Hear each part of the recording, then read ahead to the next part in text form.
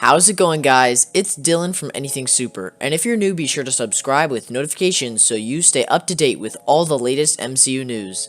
There's been a major Hulk leak today, and it talks about the future of Marvel Studios. We're going to break it all down. In this video, we'll discuss where exactly these Hulk rumors come from, how reliable the source is, as well as how the leak fits in with the rest of the MCU. After Endgame, She-Hulk was thought to be sort of replacing Bruce Banner in her upcoming Disney Plus show.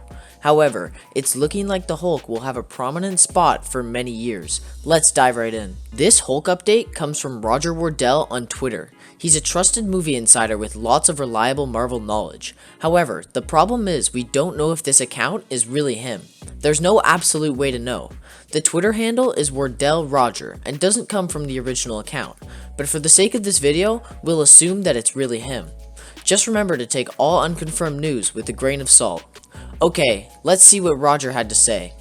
Banner might end up being gone for a while. Hulk's next iteration is going to be based on both Doc Green and Immortal Hulk storylines. There was a lot packed into those two sentences. Let's see what this all means. First of all, Roger Wardell claims that Bruce Banner might not be around for a while. When you look at the list of scheduled MCU Phase 4 movies, it's hard to find a spot that he would fit in.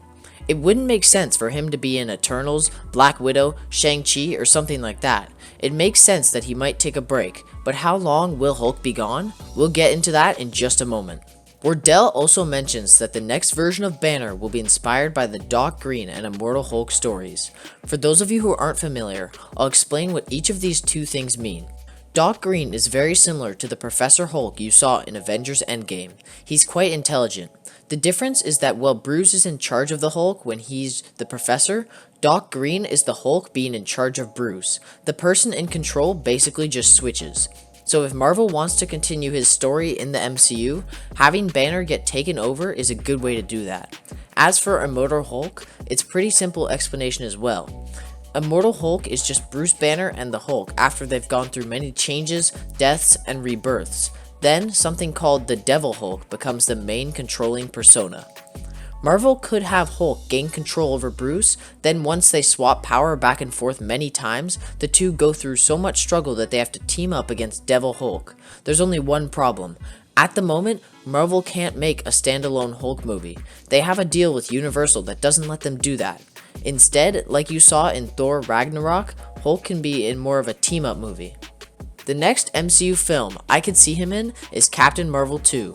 There's been rumors that the 2022 Captain Marvel sequel will be sort of a mini Avengers film. A lot of characters are said to show up. While there wouldn't be enough time to see Immortal Hulk in the movie, Doc Green could likely make an appearance in Captain Marvel 2. This would set the stage for a future Immortal Hulk storyline.